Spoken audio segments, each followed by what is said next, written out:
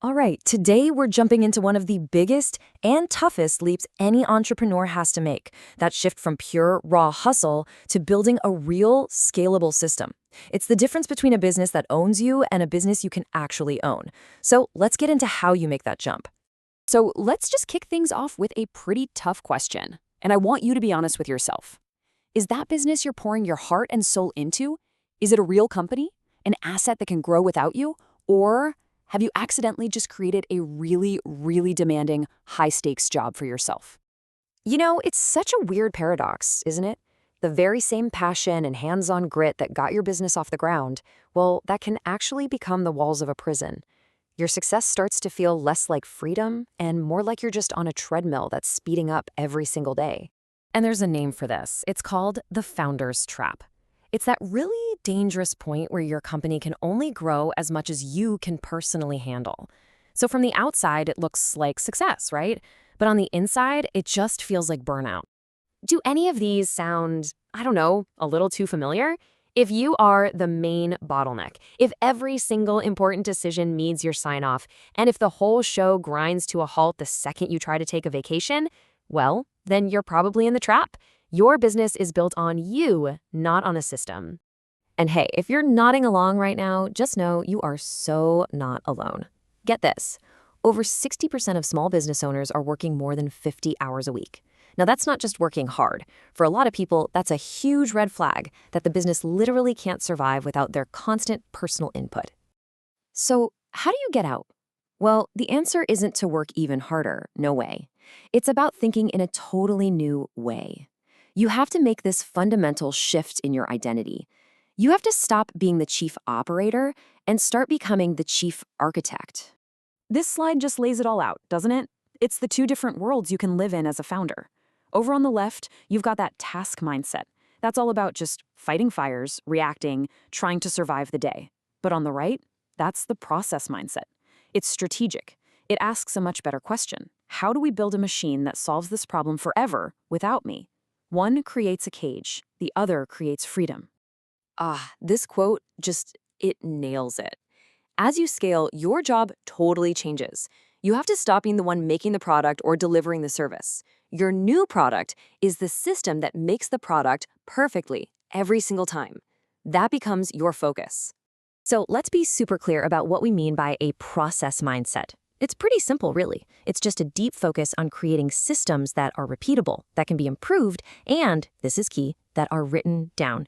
The end game? A business that runs like a well-oiled machine and keeps growing, whether you show up to the office or not. Okay, so we get the what and the why, but what about the how? Look, building a system isn't just some random thing you do. It stands on 4 really solid pillars, and these are the pillars that give you the leverage you need to actually scale. Here they are. It's a 4-step playbook. First, you simplify. You strip out every step that doesn't add real value. Then, you document. You turn that simple process into clear instructions, your standard operating procedures. Next, automate whatever you can. Use tech for the boring, repetitive stuff. And finally, you delegate. You give your team ownership of the process, not just a task list.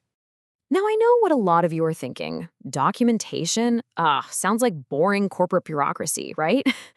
But it's actually the opposite. It's your company's playbook. It's business intelligence.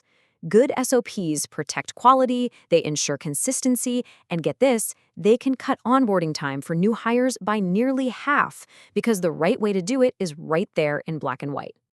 And here's a huge one when it comes to automation.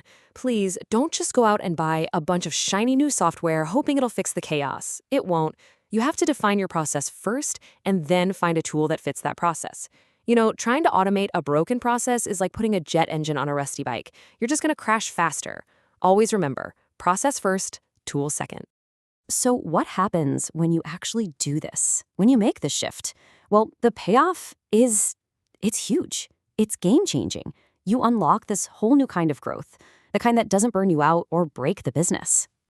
And this chart right here, this is the holy grail. This is what we're all aiming for. You decouple your revenue from your headcount. What does that mean?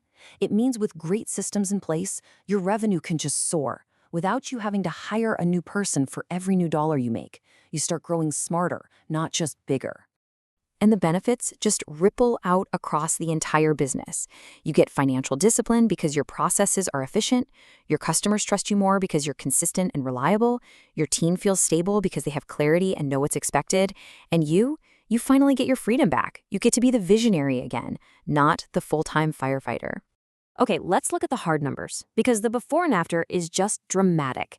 Things like project rework. That can cost you over 12% of a project's value when you don't have a process. With one, that drops to under 2%. Onboarding, it goes from weeks of you handholding someone to being 50% faster. And your role, it transforms from putting out fires every single day to providing strategic oversight. The data is just crystal clear. So really, when you boil it all down, this whole thing comes back to a really fundamental choice about who you want to be. Are you going to be an operator, forever stuck in the day-to-day grind, or are you going to be a true owner, building a real asset? I mean, this is the ultimate test, isn't it? Could your business not just survive, but actually thrive if you disappeared for a month? How about 2 months? If the answer is yes, congratulations, you've built a healthy, independent business. If the answer is no, you've built yourself a job. And let's just bust one final myth for good. A lot of people think that structure and process will kill all the creativity in their business. It's just not true. It actually does the opposite. By putting systems in place for all the boring, repeatable stuff, you free up mental energy for you and your team to focus on the big ideas, on innovation. Structure doesn't kill creativity. Structure creates freedom. So we'll leave you with this one question to think about. Take a hard look at how you spend your days, how your business actually runs, and ask yourself, honestly, are you building a job for today, or are you architecting an asset for tomorrow? The choice, as always, is yours.